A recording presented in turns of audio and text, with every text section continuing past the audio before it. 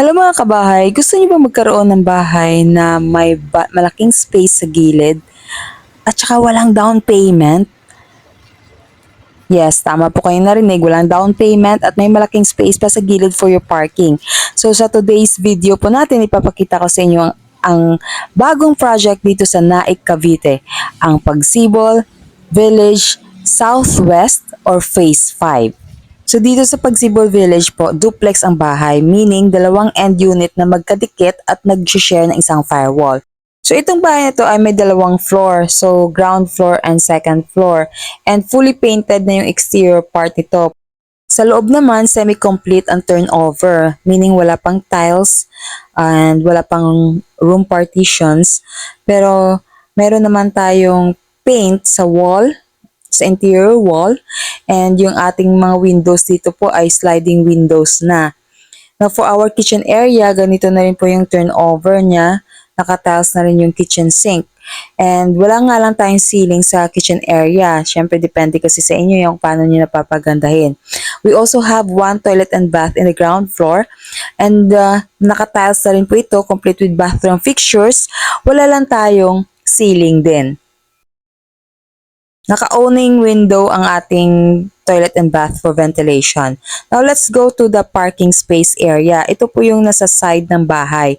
Now, remember na this house is may dalawa silang magkadikit, di ba? So, each side of the house ay mayroong parking space. Kasya dito ang dalawang kotse. Or pwede din isang kotse lang and then the rest is pwede nyo gawing garden, pocket garden sa gilid ng house nyo. So, tingnan naman natin guys yung second floor. Again, wala siyang room partitions. Si buyer na ang bahala kung paano niya pagandahin or hatiin yung second floor. So, ang plain cement lang din ang ating sahig dito sa second floor.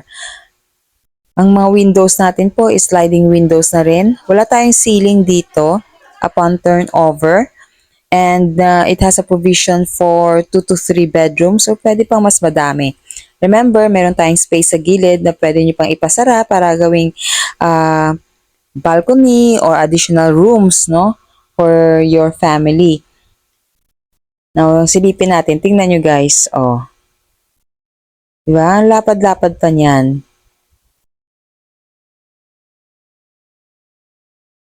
Okay, so pasensya na kayo sa videos na medyo tatalon-talon kasi actually marami kami dito ngayon sa house na to kasi this is a site orientation.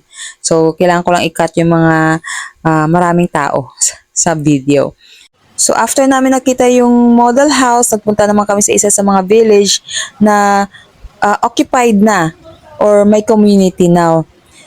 This is also Pagsibol Village and nakita niyo naman guys kung gaano katahimik yung lugar, maaliwalas at malalaki yung mga kalye. So ganun din ang gagawin sa Phase 5. So dito sa Phase 5 meron din silang sariling gate and of course 24-hour security guard. Complete din ng amenities dito, may chapel, may multi-purpose hall, covered basketball court, parks and playground, may sariling water tank and gazebos na ma-enjoy ng ating mga home buyers.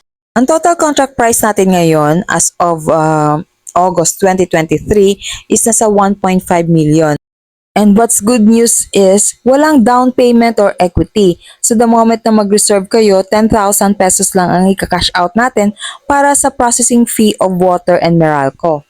Ang loanable amount naman natin is also 1.5 million and it can be financed by Pag-ibig. Again, walang equity, walang down payment. Ang monthly amortization natin, if 30 years to pay ka yung maglo-loan sa Pag-ibig, that would be 9,943 pesos lang. And ang ating required income is only 30,000 pesos. And included na doon yung fixed allowance kung meron mang allowance sa Certificate of Employment ninyo. So upon reservation guys, kailangan lang natin i-prepare yung mga requirements. Why? Because the moment you reserve, sasubmit na agad ng developer ang mga requirements sa Pag-ibig for the processing of the Pag-ibig housing loan. Usually 3 to 6 months po yung processing. And once ma-approve na kayo, ay next na yung move-in process.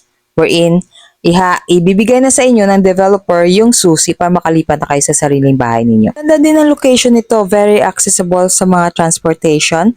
And you can access this via Antero Soriano Highway or through Governor's Drive. So why Pagsibol Village na Naik, Cavite? Kasi ang Naik is the closest province na in the south adjacent to Metro Manila. And with road widening and maraming mga tinatayong bagong roads network, nagiging accessible na talaga itong Naik. And yung mga progression ay dito na naman nagko-concentrate sa Naik kasi syempre puno na dito sa Bacoor, Imos, Dasma. So next is Naik naman. So medyo palayo na ng palayo from Metro Manila ang mga properties na dinedevelop ngayon. And also pataas na rin ng pataas ang mga presyo. Lalo na dito sa Naik, Cavite na dinedevelop na talaga siya kasi magkakaroon tayo ng Bataan bridge that will link Naik to Bataan. So isipin nyo na lang yun ang magiging fast and big development dito sa Naik, Cavite. So hindi ito mapapag-iwanan kung kukuha kayo dito ng property. So yun guys, if you want to know more or on how to get a property here in Pagsibol Village, then don't hesitate to comment your questions below or you may contact me through my Facebook account. Okay? So again, this is Queenie. Thank you so much for watching. See you in the next video. Bye!